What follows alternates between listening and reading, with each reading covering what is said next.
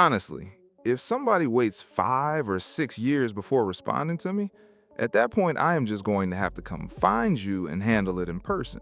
Now, what are you talking about, Cliff? Here's where we are today. I do not know if you all remember that period when Sauce Walker had that mansion down in Miami. This was the era where he was wearing those goggles on the side of his head like he was straight out of Rocket Power. Now, do you all remember the guy known as Ion? He used to do those skits before COVID, coming outside and greeting everyone with a good morning. You know exactly who I'm talking about. Good morning, everybody! If you ain't got the sauce, then you lost. And if you lost, because you ain't got the sauce. You heard? You hear me? I love y'all.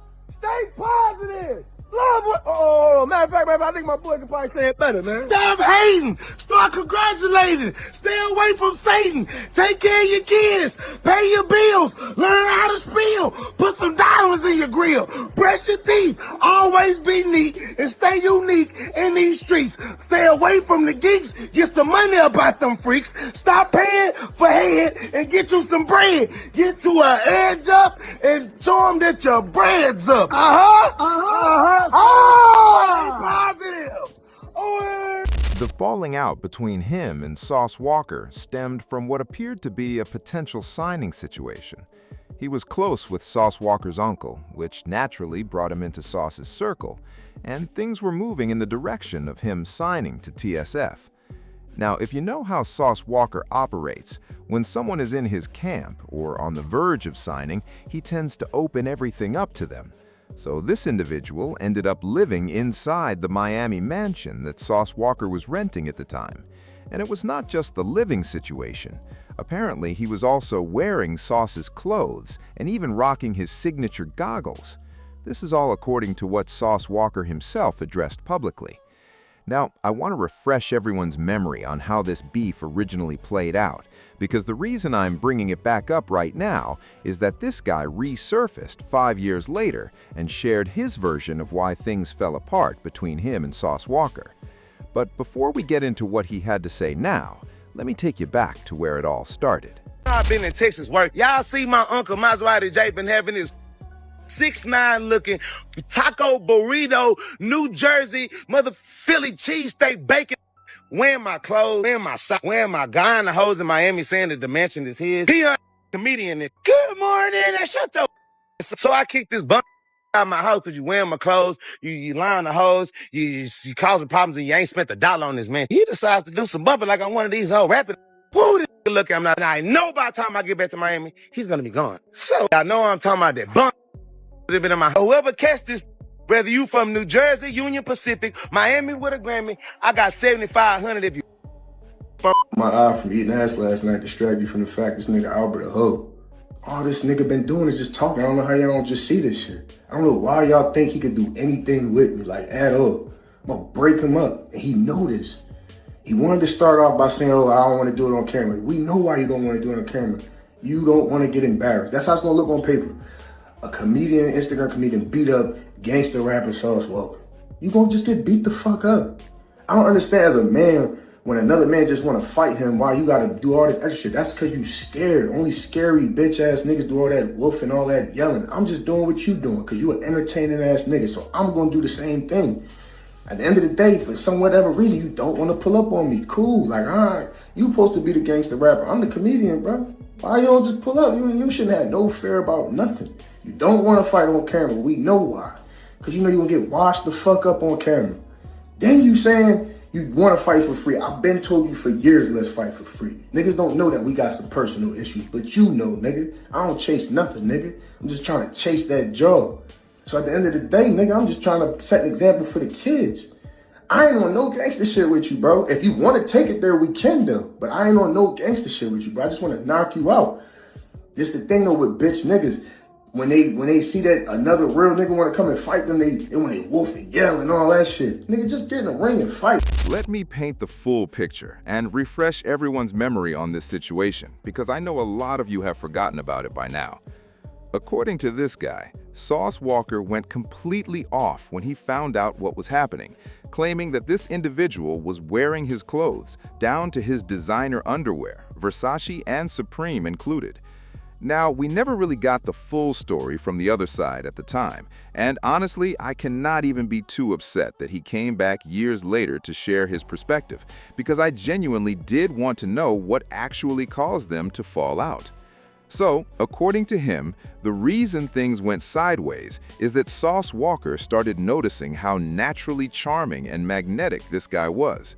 For those who need the breakdown, having a strong catch hand essentially means you are charismatic, disarming, and naturally attractive to people around you, the kind of person who draws attention without even trying. And apparently, Sauce Walka clocked that energy and did not like what he saw. According to this guy, Sauce Walka started feeling insecure, particularly around his girlfriend, Bambi, the woman you all already know about.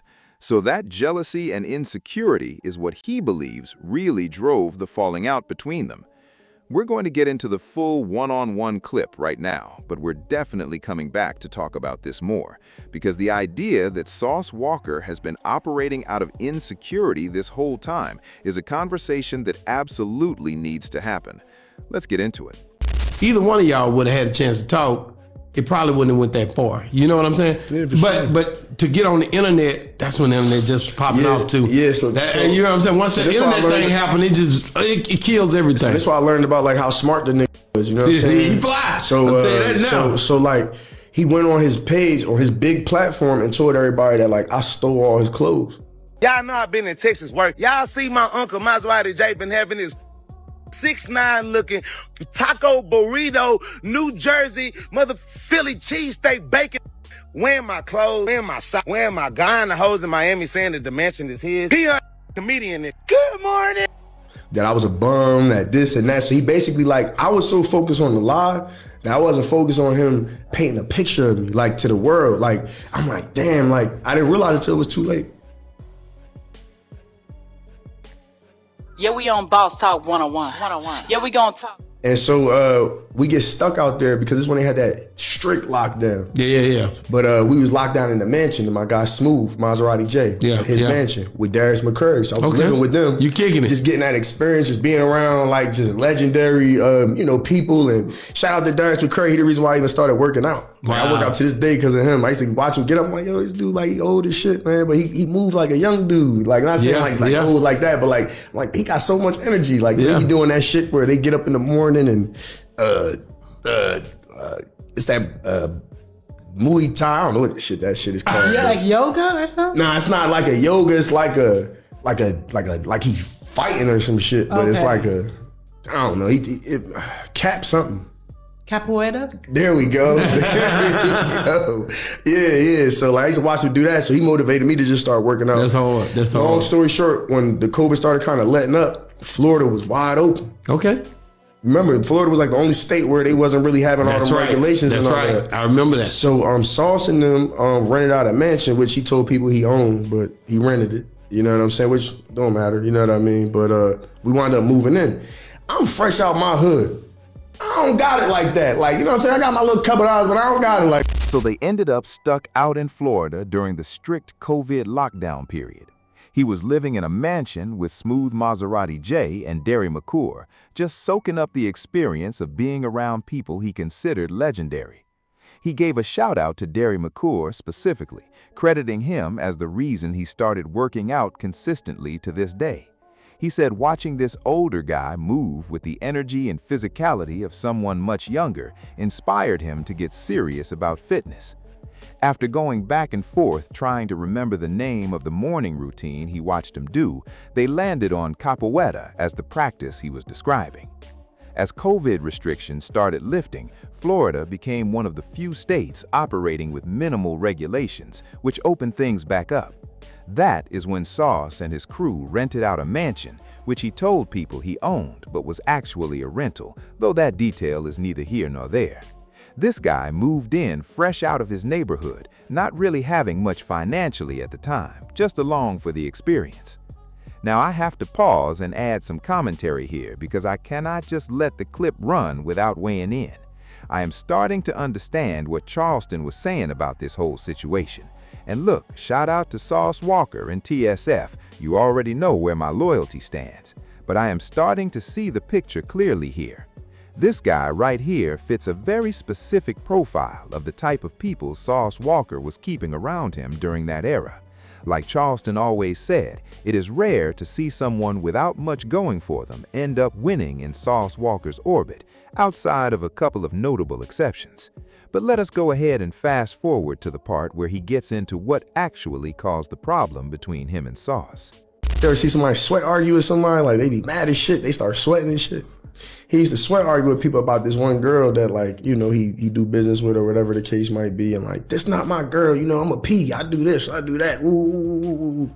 Long story short, it became his baby mom, you know what I'm saying? And I guess like she was on her way down to the mansion, you know, that he rented, and I guess I had to leave.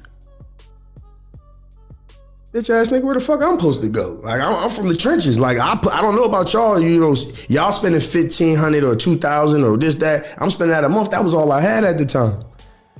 I'm not, you know, of course. Did you talk to him? It wasn't nothing to really talk about with him because his brain he was already had that, I ain't gonna say he was hating on me, but he was hating on me. You know what I'm saying? Like, I can't really say. It'd be a thing where a conversation become null and void, and you don't. As men, we just decide we not gonna deal with it. This is what we do as men. I'm telling you. Right. And we decide we not gonna deal with it. And we not even rocking with each other. Right there, like that, instantly. Right. Because I don't like what you did. You don't like what I am. Or blah. I'm done. That's basically what happened. But that's. And this is how I feel. This is just me, bro. I ain't get to the main part. I'm gonna say this. I'm gonna say this. The devil come to kill, steal, and destroy. Right? He know, and he always used the woman.